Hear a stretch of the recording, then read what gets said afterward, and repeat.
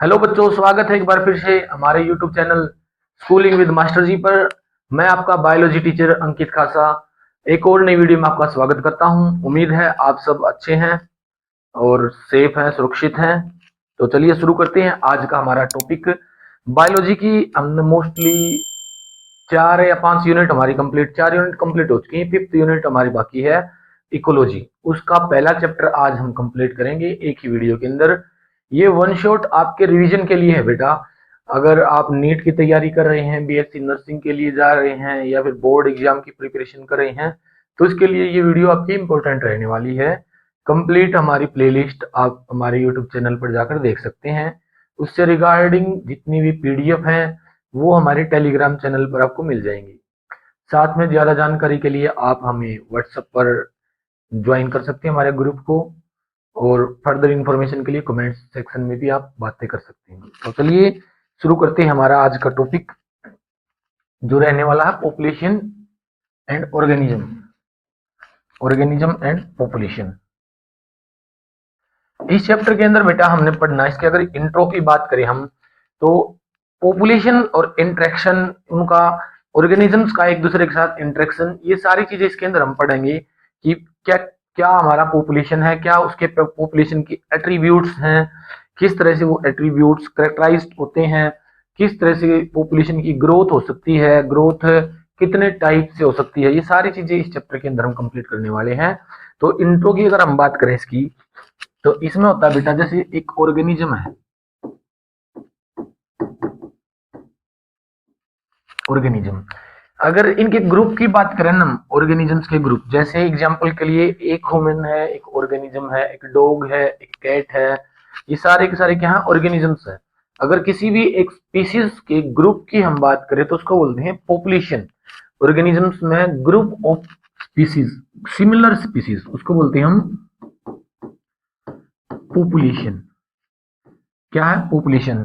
जिसमें similar species का group आता है। जैसे बहुत सारे ह्यूमंस हैं, बहुत सारे डॉग हैं, ये क्या है, पॉपुलेशन है बेटा। जैसे बोलते हैं ना कि ह्यूमंस पॉपुलेशन कितनी है, तो वो पॉपुलेशन क्या है, एक ग्रुप है ह्यूमन, एक ऑर्गेनिजम्स का, एक स्पीसीज का, उसकी पूरी की पूरी ग्रुप को बोलते हैं, उसके पूरा का पूरा नंबर्स कितना काउंट है, उसको बोलते हैं हम पॉपुलेशन। तो पॉपुलेशन के भी ग्रुप होते हैं, पॉपुलेशन के ग्रुप, जैसे बहुत सारे ऑर्गेनिजम्स का ग्रुप है जिसमें कई सारी पॉपुलेशन है। कुछ ग्रुप ऑफ डॉग्स हैं, एक ग्रुप ऑफ कैट्स हैं, ग्रुप ऑफ फेलोस हैं, कैट्स हैं, ह्यूमंस हैं। तो ये क्या, हम बहुत सारी पॉपुलेशंस का ग्रुप है जिसको मिलाकर हम बोलते हैं कम्युनिटी। कम्युनिटी क्या है, ग्रुप ऑफ पॉपुलेशंस है, कई सारी पॉपुलेशंस का इंटरेक्शन होता है एक दूसरे के साथ में, उसको कम्युनिटी बोलते हैं। इस कम्युनिटी के भी, इस कम्युनिटी में बेटा एबायोटिक और बायोटिक इंटरेक्शन है। एबायोटिक और बायोटिक इंटरेक्शन है, उसको मिलाकर हम बहुत सारी कम्युनिटीज का एक ग्रुप बनाते हैं जिसको बोलते हैं हम बायोस्फीयर।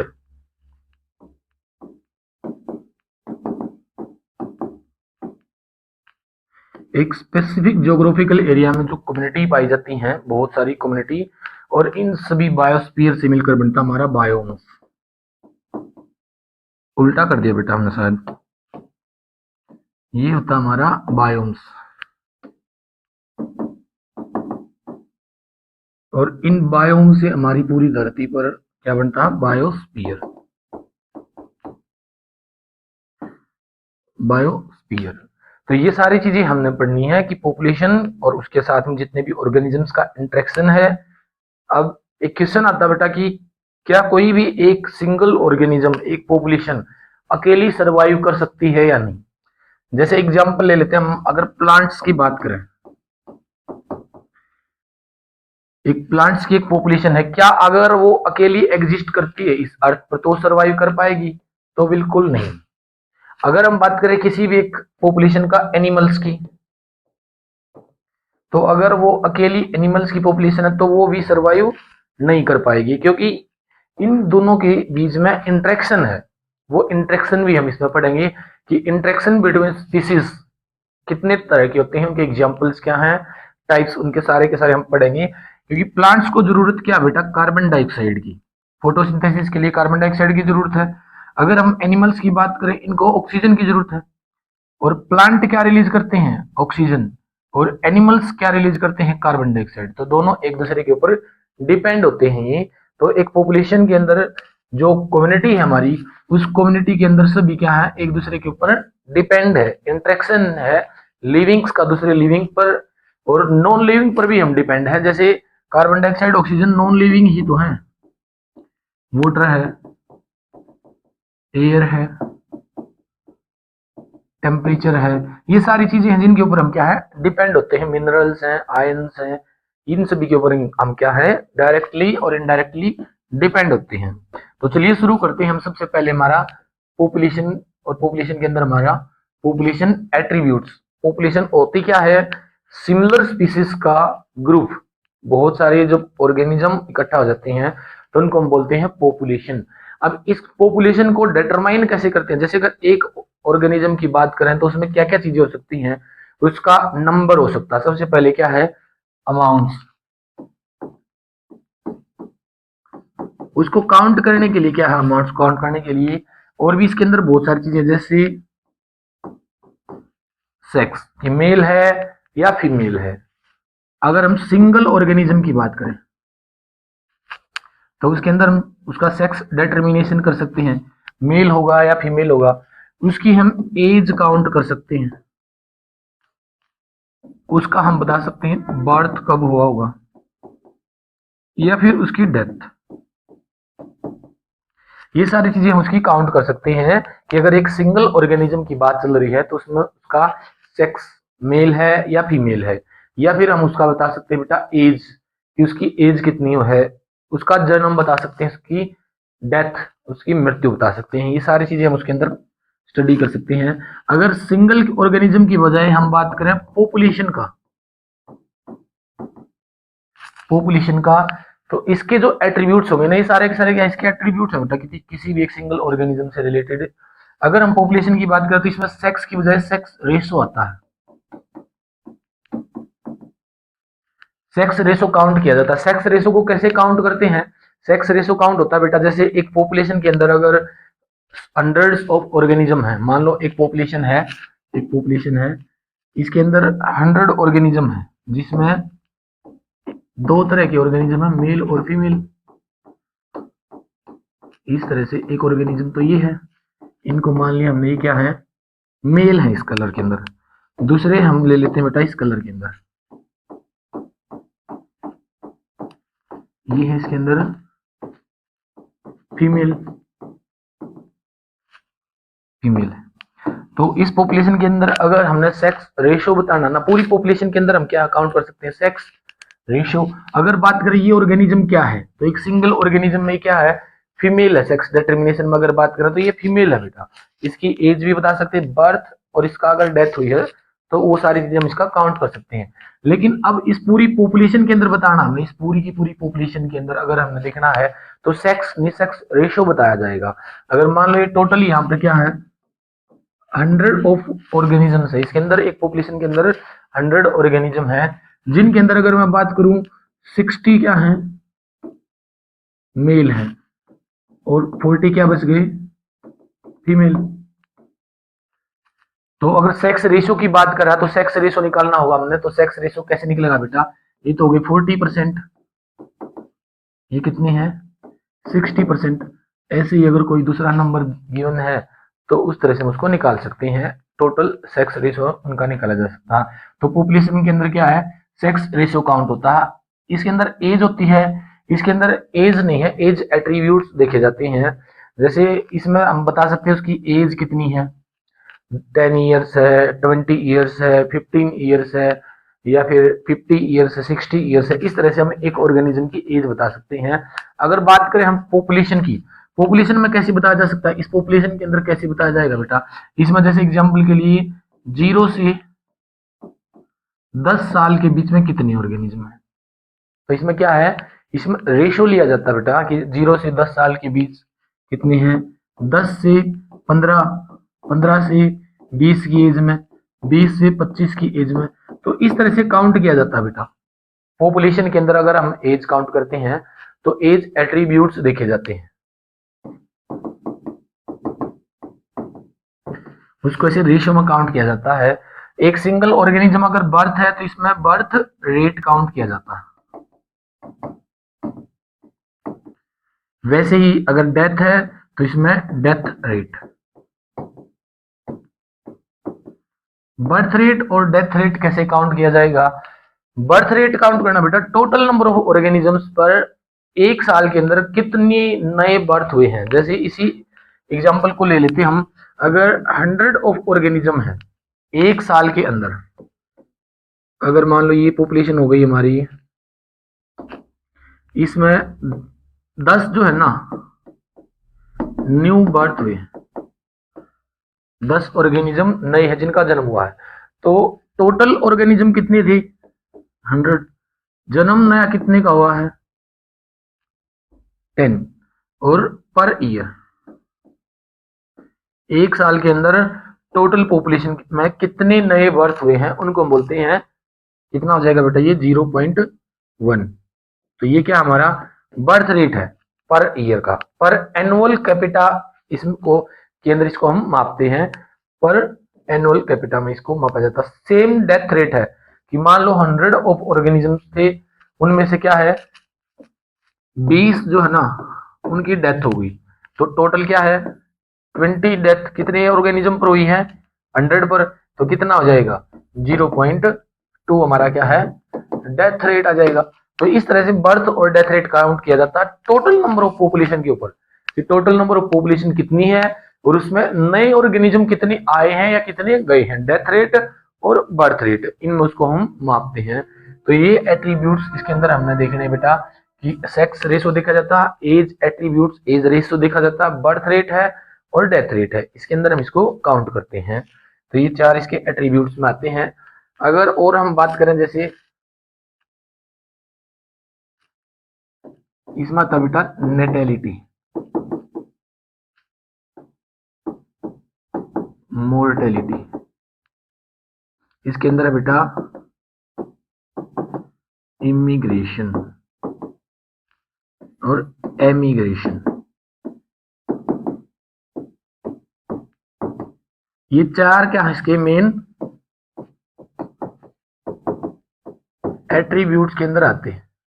ग्रोथ के जो चार मेन एट्रीब्यूट्स हैं, पॉपुलेशन के चार एट्रीब्यूट्स दिए जाते हैं।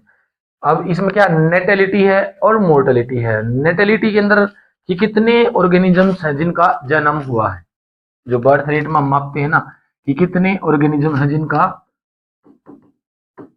बर्थ हुआ है, कितने ऑर्गेनिजम्स हैं जिनका बर्थ हुआ है। मोर्टेलिटी की बात करें कितने ऑर्गेनिज्म हैं जिनकी डेथ हुई है, कितने नए ऑर्गेनिज्म हैं जिनकी डेथ हुई है। तो इसको डिनोट किससे करते हैं? इसको बी से डिनोट करते हैं, इसको डी से डिनोट करते हैं मोर्टेलिटी को, और नेटेलिटी को बी से डिनोट करते हैं। इमिग्रेशन का मतलब है बेटा कि कितने नए ऑर्गेनिजम्स आए हैं इन, और एमिग्रेशन का मतलब बेटा कितने ऑर्गेनिज्म उस पॉपुलेशन के अंदर से गए हैं, कितने ऑर्गेनिज्म उस पॉपुलेशन के अंदर से एग्जिट हुए हैं, कितने एमिग्रेट हुए हैं। एमिग्रेशन ऑफिस होते हैं ना, एमिग्रेशन ऑफिस है कि कितने ऑर्गेनिजम्स को एग्जिट कराया गया है, और इमिग्रेशन ऑफिस भी होती है, इमिग्रेशन कि कितने ऑर्गेनिज्म नए आए हैं। जैसे किसी भी कंट्री के अंदर हमने जाना है तो उसके लिए इमिग्रेशन लगता है हमारा, इमिग्रेशन की उसके अंदर हमने एंट्री लेनी है, और जिस देश से हम जाते हैं वहां से क्या है हमारा एमिग्रेशन लगता है कि वहां से हमने एग्जिट लेना है। तो एक पॉपुलेशन के अंदर कितनी नई स्पीसीज बाहर से आई है तो वो क्या है इमिग्रेशन है, और कितनी स्पीसीज वहां से गई है वो क्या है एमिग्रेशन है। तो एक पॉपुलेशन के अंदर यहाँ पर जो ये स्पीसीज है कितनी एग्जिट हुई है, आई से डिनोट करते हैं, सॉरी ई से डिनोट करते हैं इमिग्रेशन, और कितनी पॉपुलेशन इसके अंदर आई है उसको इमिग्रेशन, और कितनी एग्जिट हुई है एमिग्रेशन। तो दो तो ये हो गए हमारे एट्रीब्यूट्स, और फिर एक क्या हमारा बर्थ और एक क्या हमारा डेथ, कितनी नई बर्थ हुए हैं कितने नए डेथ हुए हैं। अगर बात करें बर्थ रेट की तो उसको डिनोट करते हैं बेटा बर्थ रेट को डिनोट करते हैं स्मॉल डी से, और अगर डेथ रेट की बात करें स्मॉल डी से उसको डिनोट किया जाता है एक पॉपुलेशन के अंदर। तो इससे हमारा क्या बनता है, अगर हम टोटल पॉपुलेशन देखें कि कितनी पॉपुलेशन डेंसिटी हमारी एक पार्टिकुलर रीजन में क्या पॉपुलेशन डेंसिटी है, डेंसिटी मापते हैं ना पॉपुलेशन डेंसिटी, जैसे हमारे इंडिया की पॉपुलेशन डेंसिटी क्या है, पर स्क्वायर मीटर में कितने ऑर्गेनिज्म रहते हैं, कि एक स्पेसिफिक एरिया के अंदर कितनी पॉपुलेशन रहती है, उसको हम पॉपुलेशन डेंसिटी के अंदर मापा जाता है कि सबसे ज्यादा पॉपुलेशन डेंसिटी हमारे किस स्टेट की है। जैसे दिल्ली की है हमारी हाईएस्ट पॉपुलेशन डेंसिटी है बेटा, सबसे कम पॉपुलेशन डेंसिटी कौन सी है, सिक्किम जैसे देशों की, सॉरी स्टेट की पॉपुलेशन डेंसिटी बहुत ही कम है। तो अगर हम टोटल पॉपुलेशन डेंसिटी को मापें जिसको हम डिनोट करते हैं एन से, पॉपुलेशन डेंसिटी, तो इस पॉपुलेशन डेंसिटी को मापा जाता है बेटा कितने बर्थ हुए हैं, कितने बर्थ हुए हैं, क्योंकि किसी भी एक पॉपुलेशन में कोई भी ऑर्गेनिज्म ऐड होता है तो उसमें क्या बेटा, उसमें नए ऑर्गेनिज्म आए हैं वो, तो पहले क्या लेना हमने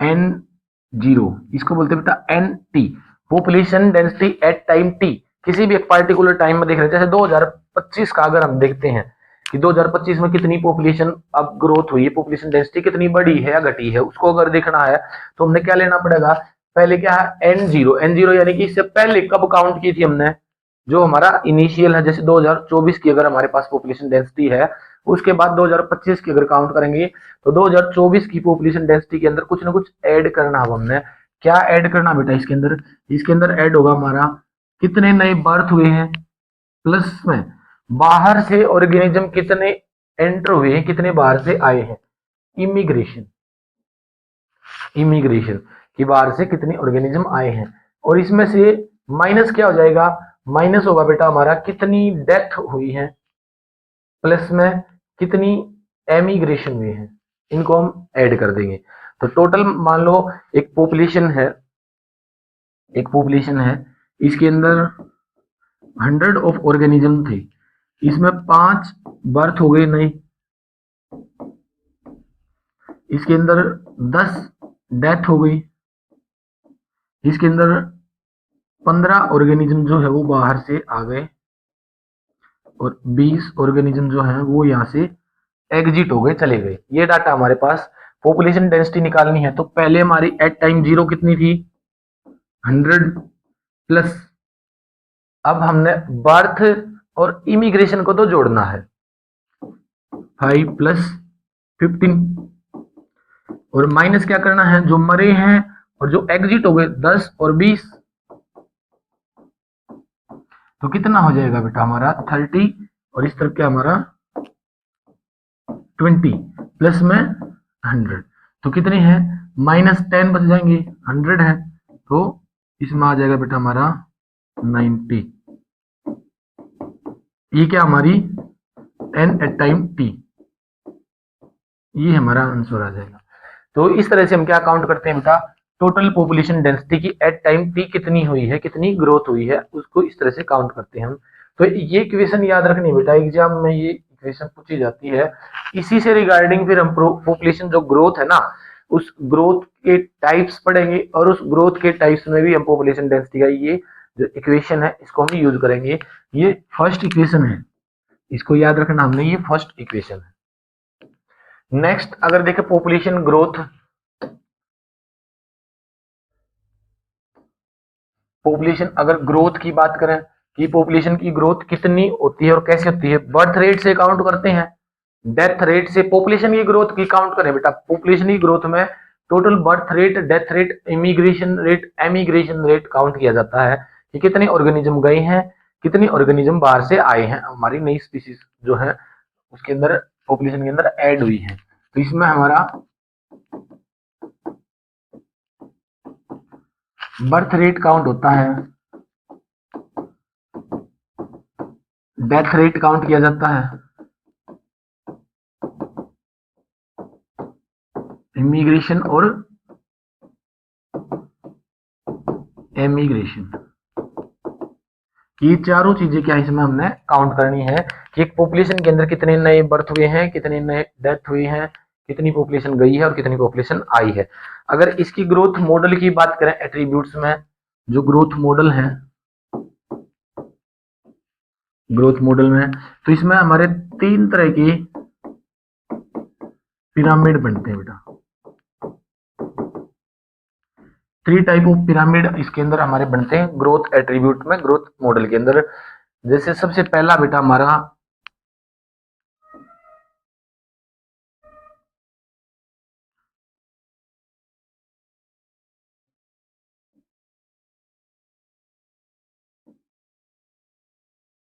कुछ इस तरह का हमारा एक ग्राफ बनता है।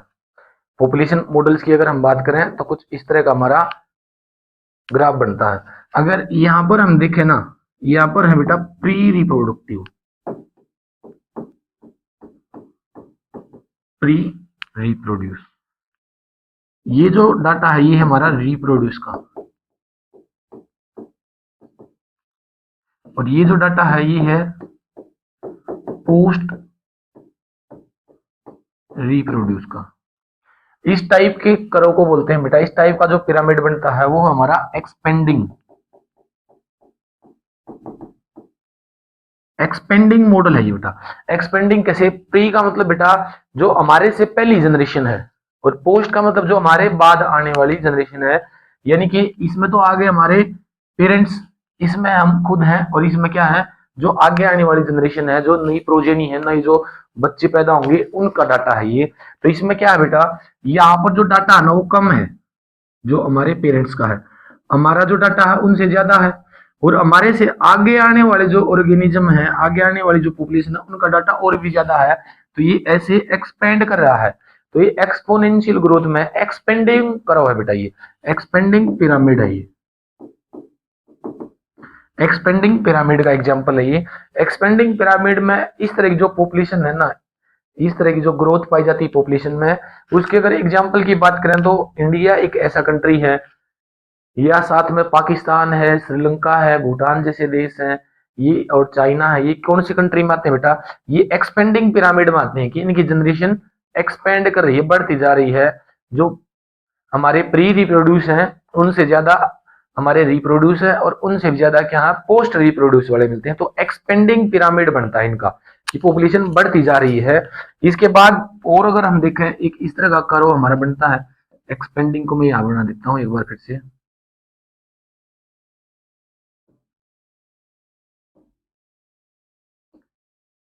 ये एक्सपेंडिंग है, एक कर्व हमारा बनता है बेटा यहाँ पर कुछ इस तरह का,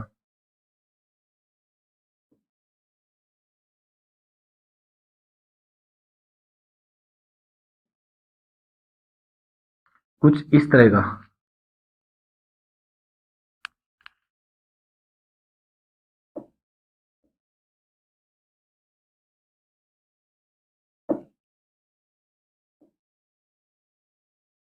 इस तरह का बनता है। इसके अंदर ये हमारे प्री रिप्रोड्यूस वाले हैं, ये रिप्रोड्यूस, और ये पोस्ट रिप्रोड्यूस वाले।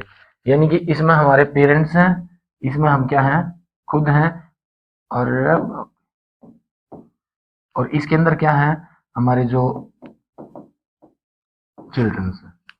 तो इस तरह की जो ग्रोथ है ना ये स्टेबलाइजिंग के अंदर आती है बेटा, क्योंकि इसमें क्या है ग्रोथ बढ़ नहीं रही है, स्टेबल हो रही है पॉपुलेशन की। ये कम थे उसके बाद ज्यादा, लेकिन आगे उतने ही है लगभग। तो ये स्टेबलाइजिंग है। स्टेबलाइजिंग पिरामिड के अंदर आता है कि जो पुरानी पॉपुलेशन थी हमारे से पहले वाली उससे ज्यादा नहीं है, आगे लगभग कांस्टेंट ही चलता जा रहा है कि पॉपुलेशन लगभग स्टेबलाइजिंग है। जैसे जापान की स्टेबलाइजिंग के अंदर आती है, अमेरिका है स्टेबलाइजिंग करो के अंदर आते हैं। ये अमेरिका जैसे जो डेवलप्ड कंट्री है कुछ, वो स्टेबलाइजिंग के अंदर आती है। एक फिर पॉपुलेशन आती है बेटा कुछ इस तरह की,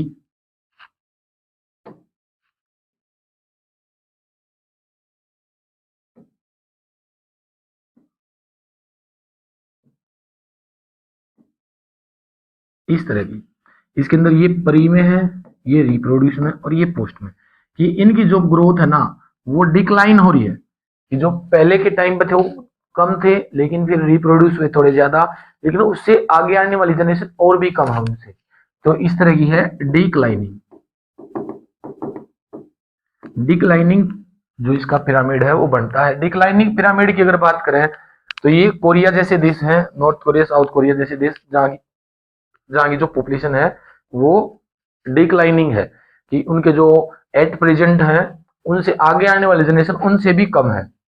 अब आपको कमेंट सेक्शन में बताना बेटा, एक्सपेंडिंग अच्छी है, स्टेबलाइजिंग अच्छी है, या डिक्लाइनिंग अच्छी है, कौन सी पॉपुलेशन, और पॉपुलेशन कंट्रोल किस में हो सकता है, और रीजन क्या है। हमारी एक्सपेंडिंग है। स्टेबलाइजिंग के पीछे क्या रीजन है कि इनकी पॉपुलेशन स्टेबलाइज है, और इनके पीछे क्या रीजन है कि इनकी पॉपुलेशन जो है वो डिक्लाइनिंग है। अब ऐसा तो है नहीं कि बेटा ये कुछ फूड है या रिसोर्सेज है उनकी वजह से ऐसा होगा, नहीं, ऐसा नहीं है। हमारे पास फूड रिसोर्सेज इतने ज्यादा नहीं है। अमेरिका जैसी डेवलप्ड कंट्री के पास तो हमारे से ज्यादा फूड डेवलपमेंट है, फूड्स है, स्पेस है, सारे रिसोर्सेज हैं, लेकिन फिर भी उनकी स्टेबलाइजिंग है। और कोरिया जैसे देश में भी फूड रिसोर्सेज कम नहीं है, तो उनकी डिक्लाइनिंग है। तो इसके पीछे कुछ ना कुछ गवर्नमेंट के रूल और रेगुलेशन है जिनकी वजह से ये तीन तरह के पिरामिड बन रहे हैं। तो वो अपने कमेंट सेक्शन में बताना है कि क्या रीजन है बेटा इसके पीछे, कि हमारी एक्सपेंडिंग है और कुछ कंट्रीज में स्टेबलाइजिंग है और कुछ में डिक्लाइनिंग है। इनके पीछे कौन से रूल और रेगुलेशन हो सकते हैं। तो ये तीन तरह के पिरामिड बनते हैं हमारे ग्रोथ मॉडल। ग्रोथ मॉडल की अगर बात करें तो ग्रोथ हमारे दो तरह के ग्रोथ मॉडल बनते हैं बेटा। पहला है एक्सपोनेंशियल। एक्सपोनेंशियल ग्रोथ, ऐसी ग्रोथ जिसमें रिसोर्सेज अनलिमिटेड होते हैं। अब कोई भी पॉपुलेशन अनलिमिटेड ग्रोथ कब करेगी, अनलिमिटेड ग्रोथ करने के पीछे उसके क्या क्या रीजन हो सकते हैं। अनलिमिटेड ग्रोथ कब हो सकती है बेटा, किसी भी पॉपुलेशन की अनलिमिटेड ग्रोथ कब हो सकती है, जब उसके पास अनलिमिटेड रिसोर्सेज होंगे। अनलिमिटेड रिसोर्सेज जैसे कि फूड अनलिमिटेड है, उसके लिए स्पेस अनलिमिटेड है, रहने के लिए जगह, उसके पास रिप्रोडक्टिव कैपेसिटी भी अनलिमिटेड है, उसके पास कोई प्रेडेटर भी नहीं है। ये चारों अगर फैक्टर है ना, तभी जाकर अनलिमिटेड ग्रोथ हो सकती है। अनलिमिटेड फूड रिसोर्सेज होने चाहिए, यानी कि फूड रिसोर्सेज की कमी नहीं होनी चाहिए। हमें तो हरित क्रांति करनी पड़ी थी बेटा, फूड रिसोर्सेज इतने ज्यादा कम थे, पॉपुलेशन इतनी ज्यादा एक्सपोनेंशियल तरीके से बढ़ रही थी कि लोगों के पास खाने के लिए फूड ही नहीं था। तो हमने हरित क्रांति करनी पड़ी, ग्रीन रिवोल्यूशन लेकर हम आए, जिससे फूड जो है ना उसका अमाउंट भी बढ़ाया हमने और न्यूट्रिशनल वैल्यू भी बढ़ाने की कोशिश की थी, ताकि हम फूड को जो है, फूड की जो कमी है रिसोर्सेज की, वो कंप्लीट कर सकें। ऐसे किसी दूसरे ऑर्गेनिज्म के पास भी नहीं है कि फूड अनलिमिटेड होगा।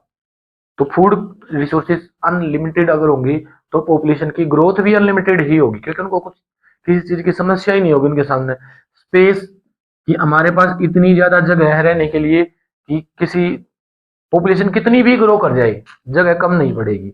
अभी इसके पीछे एक रीजन है, ह्यूमंस के पास जो है ना फूड रिसोर्सेज भी बहुत सारे हैं, हमने अलग अलग टेक्नोलॉजी यूज करके फूड रिसोर्सेज बहुत ज्यादा बना लिए हैं। फिर भी फूड रिसोर्सेज नहीं बचेंगी तो फिर हम धरती पर जो दूसरी स्पीसीज है उनको खाना स्टार्ट कर देंगी। ऐसा होता है, आपने देखा था चाइना के अंदर चमगादड़ को खा लिया था, इसको खा लिया, उसको खा लिया, जिससे कोविड-19 फैला था। कुछ इस तरह के वो सुझाव, ये इस तरह के कुछ हमारे सामने केसेस आ रहे थे ना। तो हम नहीं पीछे हटने वाले हैं, फूड रिसोर्सेज में किसी दूसरी स्पीसीज को खा जाएंगे अगर फूड रिसोर्सेज नहीं बचेंगे तो। अगर फिर भी फूड रिसोर्सेज नहीं बचे तो एक दूसरे को भी खाना स्टार्ट कर देंगे। ऐसा ही होता है बेटा, फूड रिसोर्सेज हमारे पास कम हो ही नहीं सकते कब तक, जब तक इस धरती पर दूसरी स्पीसीज प्रेजेंट है। दूसरी चीज, अगर स्पेस की बात करें, स्पेस भी हमारे पास कम नहीं है। स्पेस कैसे कम नहीं है, अगर मान लो इतने से एरिया में 10 व्यक्ति रह सकते हैं, 10 पॉपुलेशन के 10 स्पीसीज रह सकते, 10 ऑर्गेनिज्म रह सकते हैं, तो हमने क्या किया, इस बिल्डिंग को ऐसे कर दिया कि 10 और रह सकते हैं। अब इतने ही एरिया में 20 हो गए, फिर भी अगर कमी पड़ी स्पेस की तो इसके ऊपर 10 और बना देते हैं। ऐसे ही क्या, बिल्डिंग के ऊपर बिल्डिंग लेकर जाते जाएंगे, और क्या है, उतनी ही जगह पे जहां पर 10 रह सकते थे वहां पर क्या है, अब हम 50, 100, 200, 400 को भी वहीं पर रख सकते हैं। तो बड़े बड़े जो मल्टी नेशनल सिटीज है ना, मेट्रो सिटीज जिसको हम बोलते हैं, वहां पर अगर आप कभी गए हैं या फिर जाओ तो देखना, इतनी बड़ी बड़ी बिल्डिंग्स मिलती है बेटा वहां पर। एक बिल्डिंग में इतने सारे इंसान रहते हैं, इतनी सारी पॉपुलेशन रहती है। ये हमारे गांव में, पूरे गांव में मिलाकर उतनी रहती होंगी। कुछ ऐसे गांव हैं बेटा जिनमें, जिनसे ज्यादा पॉपुलेशन एक बिल्डिंग के अंदर रहती है। अब गांव के जितना एरिया तो है नहीं वो उस बिल्डिंग का, उस गांव में वैसी वैसी 100-200 बिल्डिंग बन सकती हैं। तो देखो कितनी ज्यादा पॉपुलेशन को हमने एक ही एरिया में, एक ही स्पेस में हमने एक्वायर करके उसी स्पेस में इतनी सारी पॉपुलेशन को हम रखते हैं। तो स्पेस की भी कमी नहीं रहने वाली है। और नहीं तो और अभी जो हमारे लेटेस्ट साइंटिस्ट हैं या फिर कुछ ऐसी कंपनी है, वो मार्स पर भी क्या है, कॉलोनी बसाने की सोच रही है ताकि स्पेस कम ना पड़े आगे फ्यूचर में जाकर। तो स्पेस की भी कमी नहीं रहेगी, फूड की भी कमी नहीं है।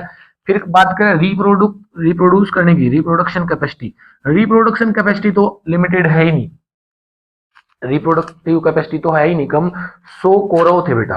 अब आप सोच सकते हैं कि अनलिमिटेड रिप्रोडक्टिव कैपेसिटी ही है कि कितने भी प्रोड्यूस करते चले जाओ। जैसे अगर बेम्बो प्लांट की बात करें ना, पूरे लाइफ टाइम में एक बार रिप्रोड्यूस करता है, तो वो अनलिमिटेड हो ही नहीं सकता। 100 ईयर्स तक लगभग उसका लाइफ स्पेन होता है, 100 साल वो जीता, और 100 साल में लगभग एक बार ही, मुश्किल से एक ही बार रिप्रोड्यूस करता है, एक ही बार उसके पास उसके पौधे पर क्या है, फूल आता है। तो वो लिमिटेड रिप्रोडक्टिव कैपेसिटी है। हनी भी कुछ ऐसे ही है, जिंदगी में एक बार ही रिप्रोड्यूस करते हैं, लेकिन बहुत ज्यादा प्रोजेनी बनाते हैं। तो रिप्रोडक्शन कैपेसिटी भी हमारे पास अनलिमिटेड ही है, ऐसा नहीं कि एक बार ही रिप्रोड्यूस कर सकते हैं। नो प्रीडेटर, हमारा कोई प्रीडेटर है ही नहीं, आज के टाइम पर तो कोई है नहीं कि जो हमें मार कर खा सकता, दूसरी स्पीसीज ऐसी कोई नहीं है। बाकी सभी स्पीसीज के ऊपर प्रीडेटर है प्रेजेंट, यहाँ तक कि टाइगर, लायंस जैसी स्पीसीज के ऊपर भी प्रीडेटर हैं, शिकारी हैं। हमारे ऊपर कोई शिकारी नहीं है। तो ये चारों फैक्टर हमारे लिए क्या है, अनलिमिटेड। तो ये जो एक्सपोनेंशियल ग्रोथ है ना, ये इस धरती पर एक ही स्पीसीज के अंदर है। कौन है, ह्यूमन। तो सिर्फ हमारे अंदर ही ये पॉपुलेशन है, एक्सपोनेंशियल ग्रोथ है। इसके अलावा इस धरती पर किसी दूसरी स्पीसीज के अंदर, किसी भी दूसरी पॉपुलेशन के अंदर एक्सपोनेंशियल ग्रोथ नहीं है, हमारे अंदर ही है एक्सपोनेंशियल ग्रोथ। अगर इस एक्सपोनेंशियल ग्रोथ को हम डिटरमाइन करें तो हमारे पास एक इक्वेशन था, nt is equal to n0 plus b plus I minus D plus E. ये एक इक्वेशन हमने बनाई थी, birth rate, birth, total birth plus immigration minus total death plus emigration, और N at 0, N at time T, हमने ये निकालनी थी, ये इक्वेशन थी। अगर इसमें हम इमिग्रेशन और एमिग्रेशन को लगभग इक्वल मान के चले, कि मान लो 10 इमिग्रेशन हुए हैं, 10 एमिग्रेशन भी हो गए, तो इनको अगर नेग्लेक्ट करके चले, बर्थ और डेथ बच जाता हमारा, बर्थ और death. N T is equal to n0 plus में बर्थ माइनस डेथ, यही बच जाएगा। अब किसी भी पॉपुलेशन डेंसिटी के अंदर बर्थ रेट निकाला जाता है, एक ऑर्गेनिज्म का बर्थ होता है, पूरी पॉपुलेशन के अंदर हम बर्थ रेट निकालते हैं और पूरी पॉपुलेशन के अंदर हम डेथ रेट निकालते हैं। तो इसको हम लिख सकते हैं n0 प्लस, बर्थ को बर्थ रेट से डिनोट कर सकते हैं, माइनस डेथ को डेथ रेट से डिनोट हम कर सकते हैं।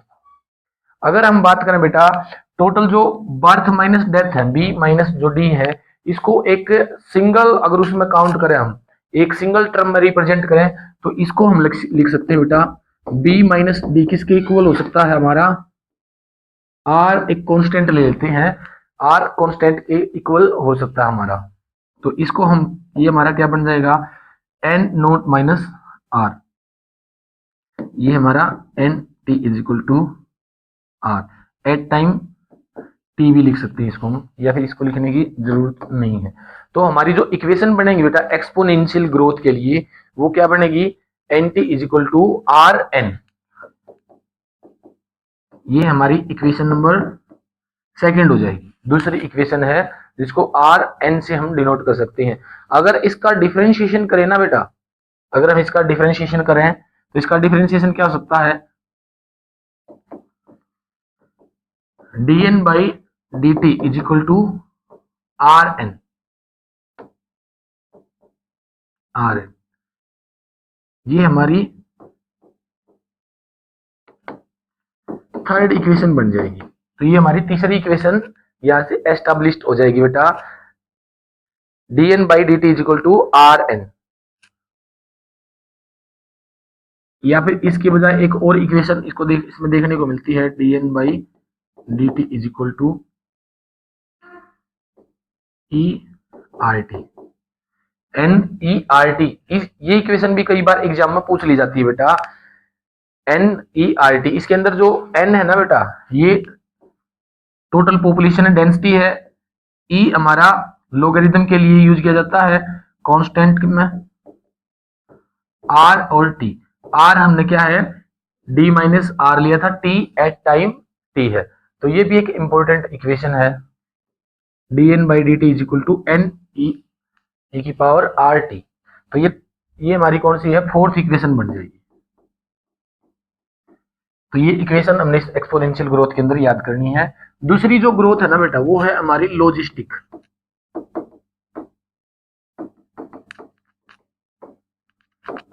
लॉजिस्टिक ग्रोथ, लॉजिस्टिक ग्रोथ में क्या है, इसमें लिमिटेड रिसोर्सेज होते हैं। इसके अंदर क्या है बेटा, लिमिटेड रिसोर्सेज पाए जाते हैं। लिमिटेड रिसोर्सेज का मतलब क्या है, इसके अंदर फूड रिसोर्सेज भी लिमिटेड है, साथ में कैरिंग कैपेसिटी भी लिमिटेड होती है। इसके अंदर सारी चीजें क्या है, लिमिटेड पाई जाती है। तो इसके अंदर जो डिफरेंशिएशन बनेगा, D N by D T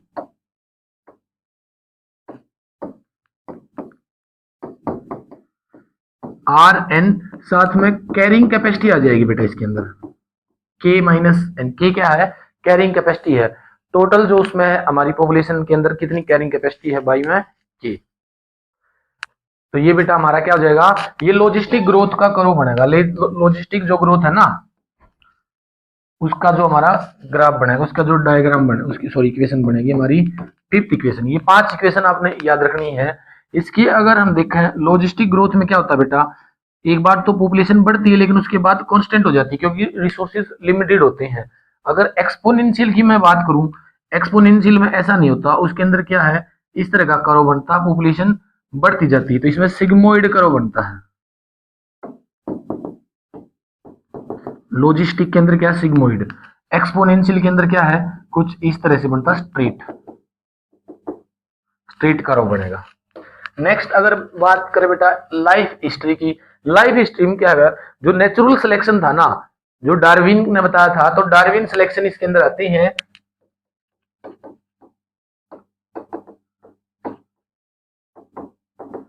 Darwin selection आते हैं बेटा इसके अंदर हमारे, कि डार्विन ने किस तरह से नेचुरल सिलेक्शन और लाइफ हिस्ट्री बताई थी, कि जो प्लांट्स है ना, प्लांट से क्या डेवलप हुआ था, एनिमल किंगडम आए थे। एनिमल किंगडम में जैसे फिश है, फिश से क्या बने, एम्फीबियन, उससे रेप्टाइल बने, रेप्टाइल से फिर हमारे बर्ड्स बने, और फिर मैमल्स बने। ये सारे के सारे लाइफ हिस्ट्री है। लाइफ हिस्ट्री को हमने इवोल्यूशन में कंप्लीट स्टडी कर भी रखा है। इससे रिलेटेड कोई क्वेश्चन आता भी नहीं बेटा आपका बोर्ड रिगार्डिंग में, बोर्ड के रिगार्डिंग इतना कोई इंपॉर्टेंट क्वेश्चन होता नहीं है। एक्सप्लेन्ड वीडियो में इसके ऊपर हम कंप्लीट पढ़ेंगे। इंटरेक्शन की अगर बात करें, पॉपुलेशन इंटरेक्शन कितने तरह का होता है, तो ये हम पॉपुलेशन इंटरेक्शन पढ़ेंगे। ये 6 तरह का हमारा पॉपुलेशन इंटरेक्शन है, कि एक स्पीसीज का दूसरी स्पीसीज के साथ में क्या इंटरेक्शन है। इसमें क्या बेटा, स्पीसीज ए और स्पीसीज बी, उनका इंटरेक्शन दिखा रखा है। प्लस का मतलब क्या है, बेनिफिट।